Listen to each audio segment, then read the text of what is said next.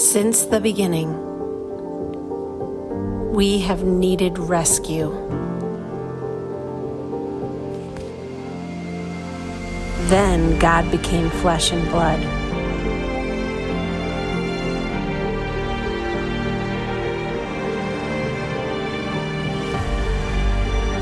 Dying on the cross and defeating the grave, so that we may be saved.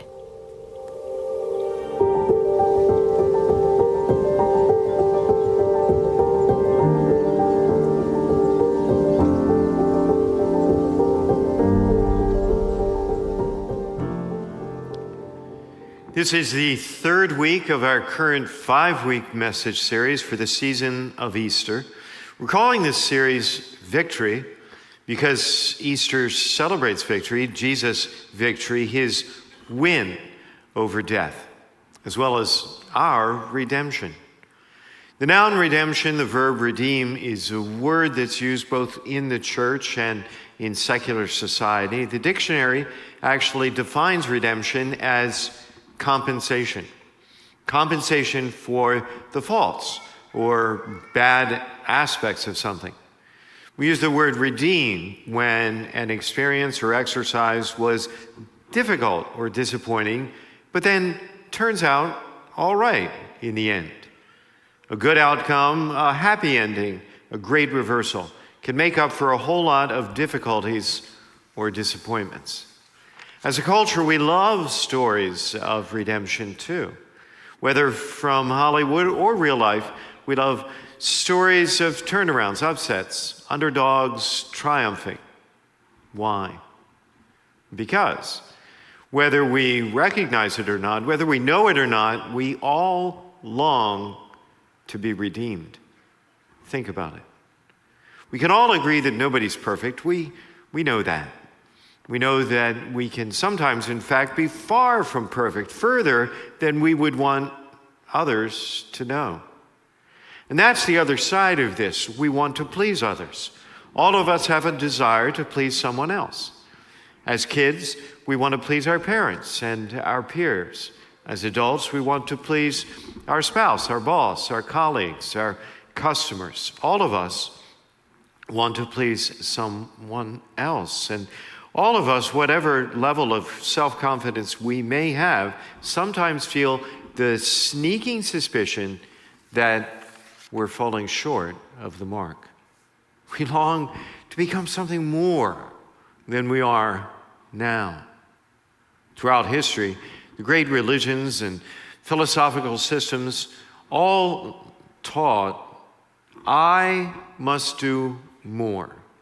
I must do more to make me right. I am not now as I could be or should be. I must do more.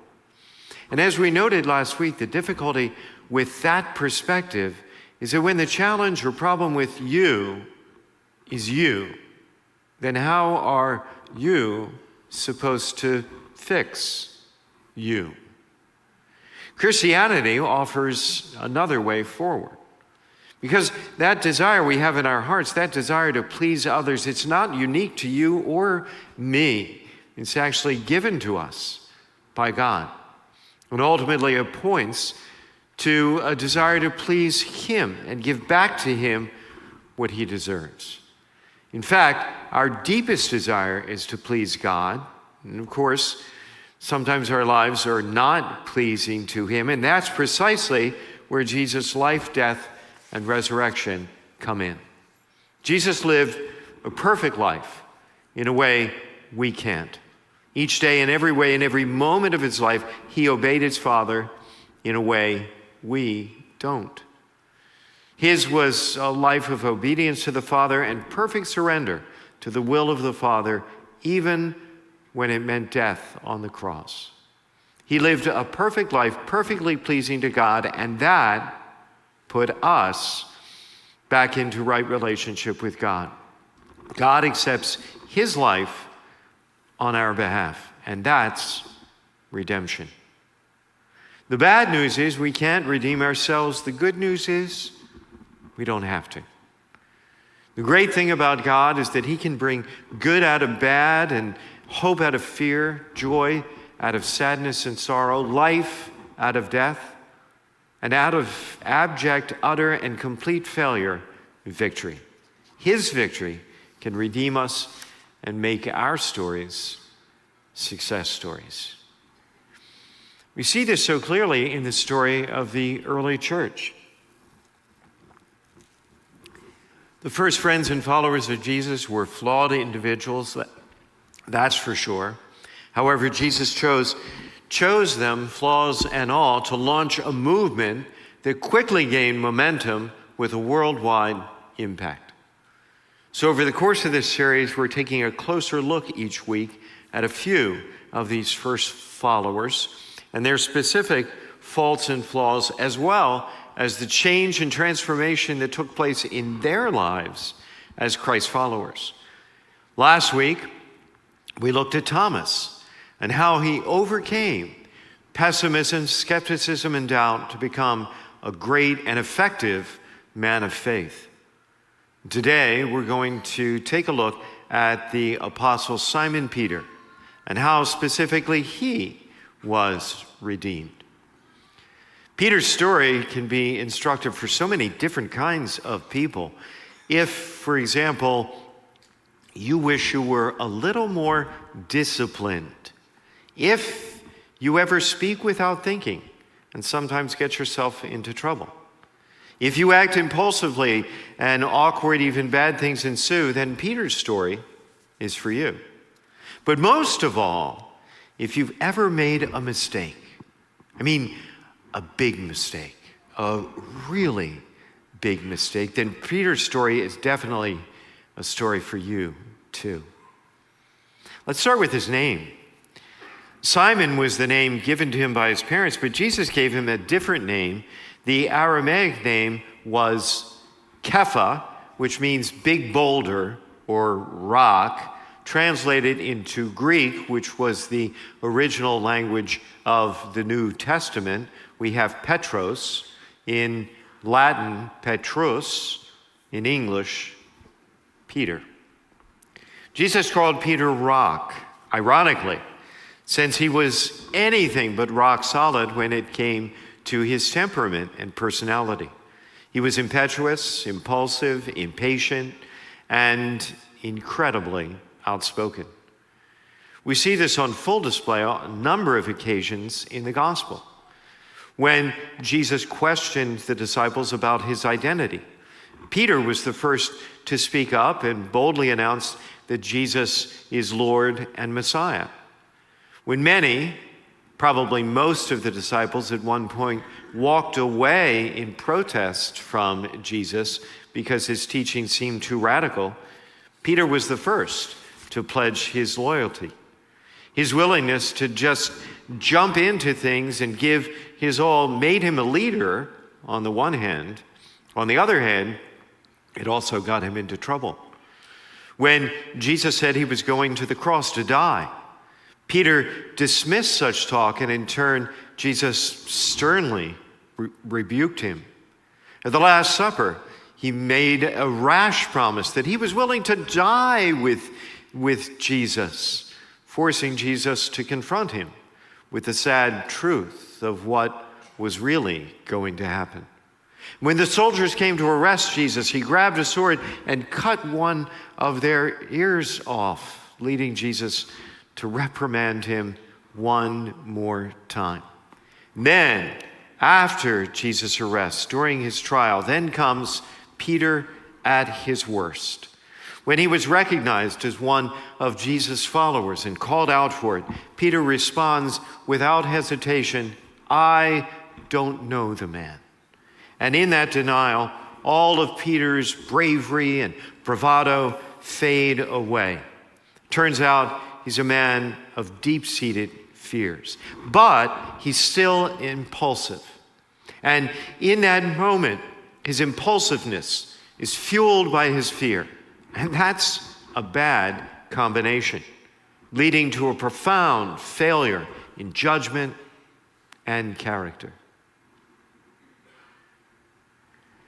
There are some failures that are defining moments. Some mistakes, so all-encompassing that everything is different after than before. Some sins that feel like unforgivable sins. Peter's betrayal of his closest friend changed everything for him. More than any other single fact, that fact came to define Peter. Instantly, the gospel tells us, instantly he regretted it. He wept bitterly. He ran into hiding, and even after the resurrection, he remained in hiding, trying to maintain his distance from Jesus. And how does Jesus respond to Peter's betrayal and subsequent shame? Well, that's just where we pick up this story today. We're in the 21st and final chapter of John's Gospel, where we read, Jesus appeared to the disciples again by the Sea of Tiberias. Simon Peter and the other disciples were together. I'm going fishing, Simon Peter said. So Peter tells the other apostles he's going fishing. It seems so insignificant, but it's not. He doesn't mean that he's going fishing for fun or as some form of recreation. Peter means that he's going back to his former way of life, to the life of a fisherman that he had before he met Jesus. After his betrayal, he doesn't see how he can possibly follow Jesus anymore or have anything to do with him at all. While out fishing early in the morning, Jesus stood on the shore, but the disciples didn't realize that it was Jesus. He called out to them, "Haven't you any fish?" "No," they answered. He said, "Throw your nets to the right side of the boat." When they did, they were unable to haul the net because of the large number of fish. This is actually just like the very first time Peter met Jesus. Peter was also fishing that time and also catching nothing, until at Jesus' instruction, he changed his approach and caught a huge haul. A significant parallel for sure not to be missed, but not the only one in the story. We read, for instance, as soon as Simon Peter heard that it was the Lord, he jumped into the sea. As soon as, which also sounds a lot like their first meeting. Immediately, he left everything and followed the Lord. Or how about this parallel? When they climbed out on shore, they saw a charcoal fire. A charcoal fire. Where did we see that before? The night of Jesus' arrest, we're told it was cold, and the officials were standing around a charcoal fire, and Peter was with them. Peter denied Jesus the night of Jesus' arrest while standing before a charcoal fire. So Jesus invites Peter back to the fire for one further parallel to the past. Another fireside exchange, but a very different kind of exchange leading to a very different outcome. And the exchange went like this. Jesus said to Simon Peter, "Do you love me?" He said, "Yes, Lord, you know that I love you." Again, Jesus asked, "Do you love me?" He answered, "Yes, you know that I love you." A third time, he said, "Do you love me?" And Peter said, "Yes, Lord, you know that I love you." A third time. Remember, Peter denied Jesus 3 times. In this brief episode, Jesus takes Peter back to the beginning of his story, to begin again, only this time with a different ending. He deconstructs Peter's complete denial and reconstructs it as a complete pledge of love and faith. And not only that, he charges him. He charges him to feed my sheep. In other words, he puts Peter in charge of the whole thing, in charge of this whole movement which he was launching, which would be the church. And in this new commission, Peter would go on to demonstrate incredible courage and unfailing faith, as we read in today's first reading, where he stands up boldly to the hostile, powerful authorities. Peter served as the undisputed leader of the apostles and the whole church for the rest of his life. He confidently, courageously followed Jesus, even when it eventually meant his death in Rome. Interestingly, he was crucified upside down at his own request because he didn't consider himself worthy to die as Jesus had died. In a very real way, we still follow Peter, as the Pope is his direct successor. So what do we do with these lessons from Peter's life? Well, there are lots of takeaways for sure when it comes to finding the courage of our convictions, seeking forgiveness, getting and using second chances. But I feel very much called to address just one this morning, and this one doesn't apply to everyone here for sure, not by a long shot, not at all, but it applies to someone. In fact, there's someone here today, I don't know who, but I know there's someone here today who needs to hear this message. The reason you're here, the reason you're joining us is precisely to hear this message. Because you're like Peter. You're guilty. You're guilty of an unforgivable sin. That's the way it feels. You've done something, and it disqualifies you. Disqualifies you from grace and favor, from even ever really turning to or talking to God, much less serving him. You don't think he can use you. You don't think he would even want to use you. That's what you think. And if that's what you think, like Peter, you're wrong. Respectfully, you're wrong. Today, God is inviting you to reconsider because there are no unforgivable sins. Peter is proof of that.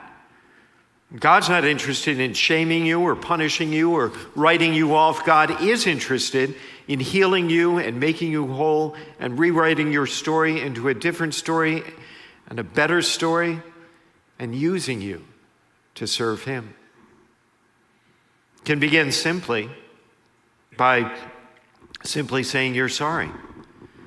And it can actually really happen in the sacrament of penance, in confession.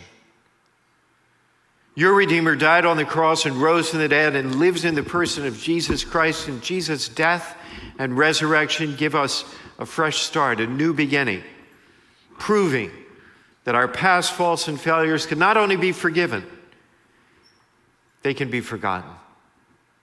They can be redeemed.